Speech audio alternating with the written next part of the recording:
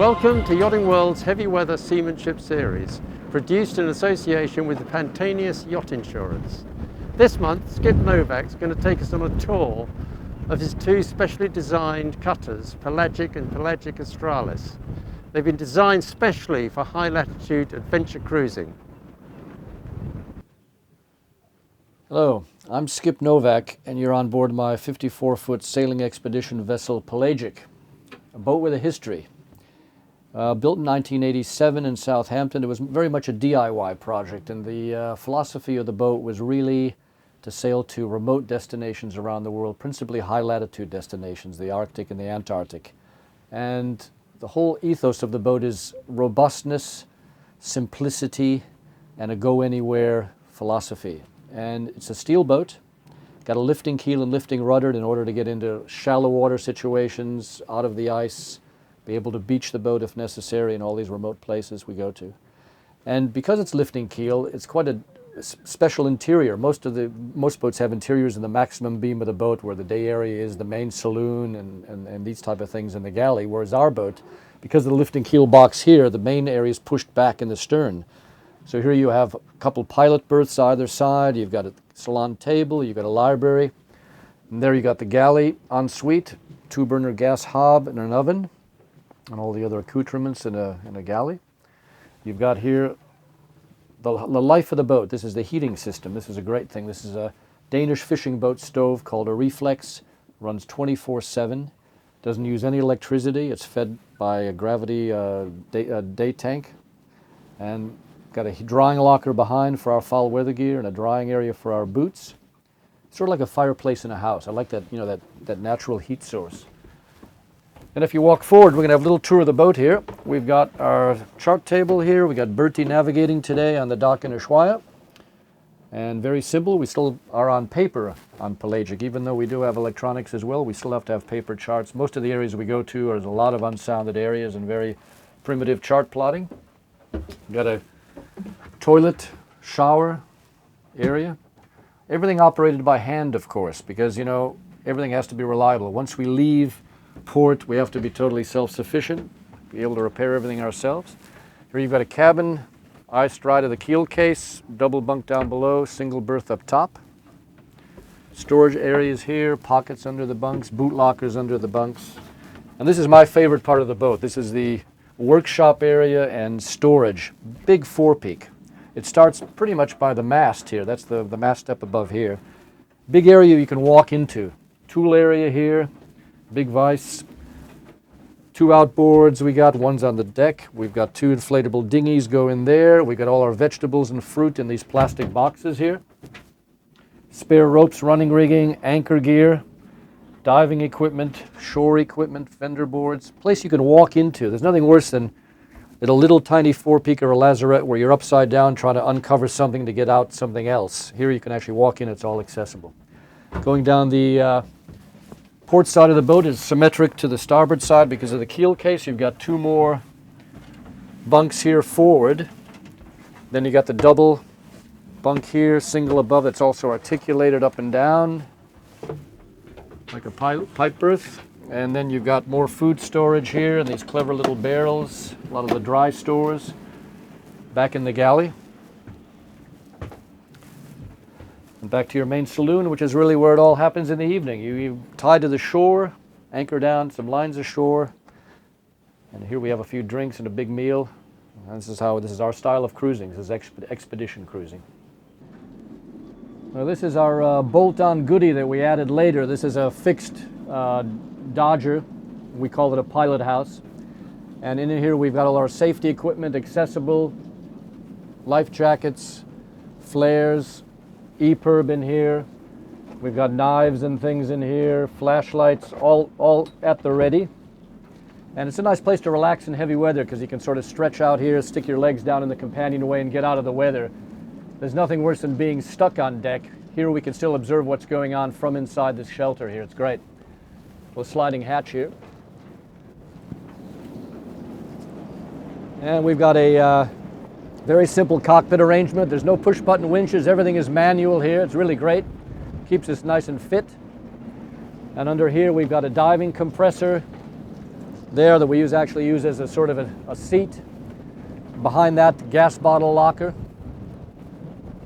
And behind that, the life raft in a float-free container.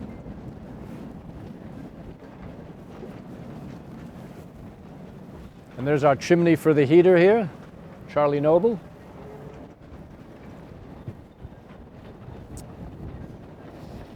And of course here is down here our lifting keel slot and the locking mechanism for the keel.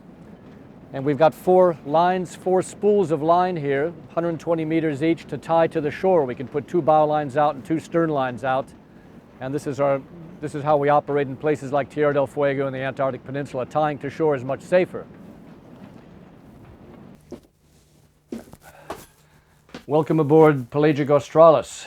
This is the evolution of the Pelagic, incorporating all the lessons we learned over the first 12, 13 years down south. It's a 74-foot lifting keel, lifting rudder, aluminium this time, not steel, and obviously bigger volume, a bit more spacious, a bit more comfort, a bit more internet friendly.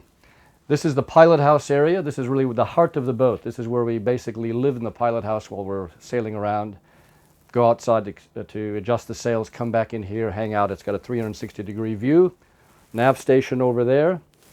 Engine controls over there. Safety equipment all visible. Life jackets.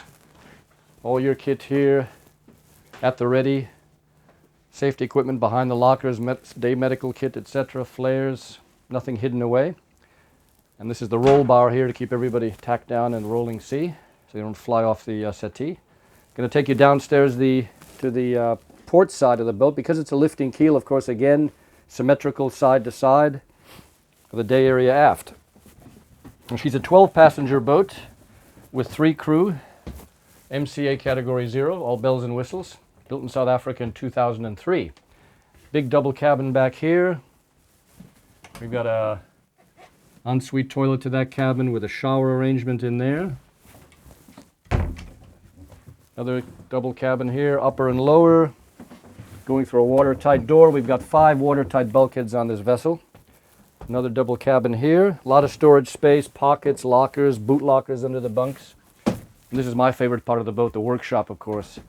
We got tools, vise all stowed away, spare parts under the floor, spare parts under there. Keel winch arrangement. It's got an electric tow truck winch to lift the 12-ton keel. Going through another watertight bulkhead here. This is the unheated section of the boat where we keep all the fresh vegetables and fruit in big racks here. 2 engines, 2 inflatable outboards. Hidden back there is a spare propeller. We've got diving equipment, and we're rigged now to go to Antarctica for a mountaineering exercise. So this is all filled with crampons, ice axes, all the sharps. Every climber gets a barrel. Okay. And now we're going to go down the starboard side, which is basically symmetrical. Every cabin has a heater, has a radiator, ventilation obviously, escape hatches. Another head here, and then we're going to go through the skipper's cabin here, which is the same level as the aft saloon. Nice and spacious. And this is coming in now to the ensuite communication center here. We've got fleet broadband, iridium, space for people to work on their laptops, all the charging equipment, big Siemens electrical panel. And through in here is the engine room in there. We got a 250 horse Cummins and the proper engine room space. And main saloon. You can see 12 people around the table. Extensive library. And this is now the heart of the boat, the heating system. It's the reflex, same as we have on a little boat, but bigger, with a back boiler to heat all the radiators forward and the hot water tank here. That's the calorifier. That's a great place to hang out. And the galley, very simple galley. 2-burner custom stove to fit 2 customized 12-liter pressure cookers. Electric oven underneath. We run off the genset, which is back in the lazarette.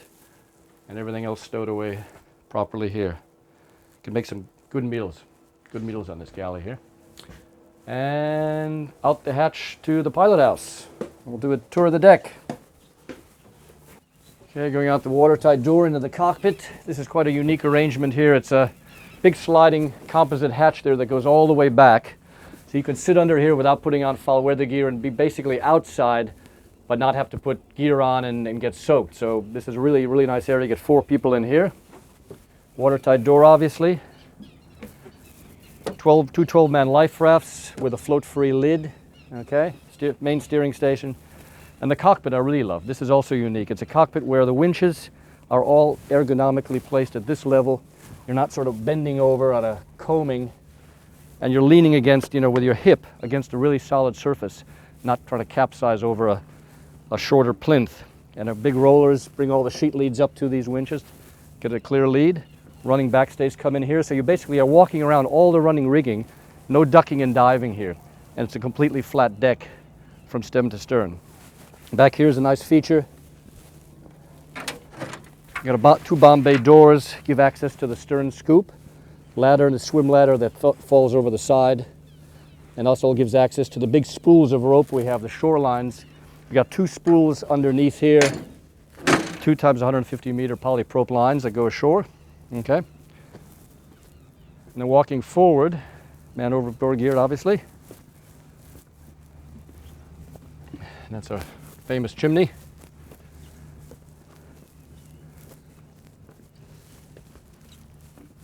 And also, this is a great, really safe solution for a boat this size. Rather than standing up here on a very high plinth where you're looking out over the lifelines, you're standing down here at the working deck level. So there's some sense of protection. Lines can't go over the side, etc. We've got 1 pedestal winch here, which is a utility winch. We use it on the first hoist of the main to top the main up, and we jam it off and then use the mast winch for the main halyard. All the reefing clue lines here go to this winch. If we blow the electric windlass, we can take chain hooks and bring the chain in using this windlass as well, or use it for a spare anchor rode. And also shore lines, spring lines dive through a tunnel in the coaming and go to this winch as well. So it's a great sort of utility winch, all manual. All sailing control systems on the boat are manual. All winches, furlers, everything is by hand. Keep it simple. And a nice clean foredeck. 4-meter inflatable Zodiacs go here. And of course now we're rigged to go across the Drake tomorrow, so everything's down below. Nice clean deck. Got 3 furling headsails up front. We've got the Storm staysail rigged and ready to go. Very small blade. Got a 90% high clued Yankee in the middle. And then we've got the 130% high clued Yankee for very light air. So we're really rigged for any condition. Light air is right down to storm conditions with a 4th reef in the main. Bob's your uncle.